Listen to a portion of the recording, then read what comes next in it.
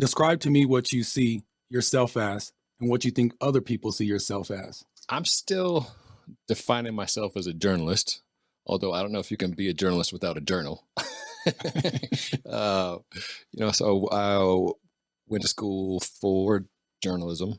Um, did that for years. Thought I was going to work in newspapers if I ever grew up, but that hasn't happened yet. So there's no danger of that. But yeah, I worked for different magazines and websites, and now I'm kind of doing my own thing on YouTube.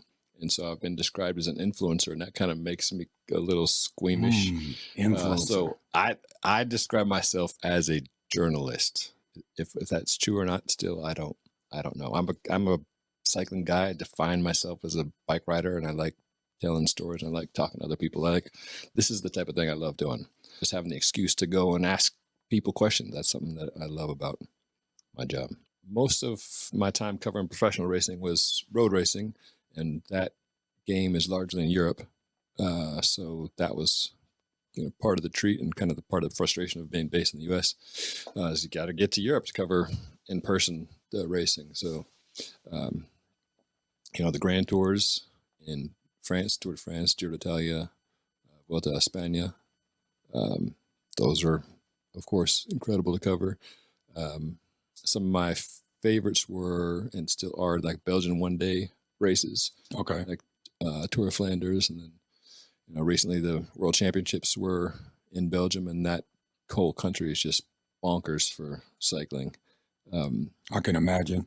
Yeah, so that's people like the Super Bowl comparison always comes up because like whatever it is, it's like it's the Super Bowl of this, it's a Super Bowl of that, but I think that's a pretty good analogy. Just going there, watching the races where there's millions of people lining the roads, and also just like riding my bike there also too. So that's something that I've kind of pivoted towards in recent years. Instead of covering the best in the world doing something, I'm out there doing it myself at a much humbler level. But yeah, I enjoy that, and I think a lot of folks enjoy riding their bikes as well as watching other people. When you hear the term "never quit," what comes to your mind? It's life in a nutshell, right?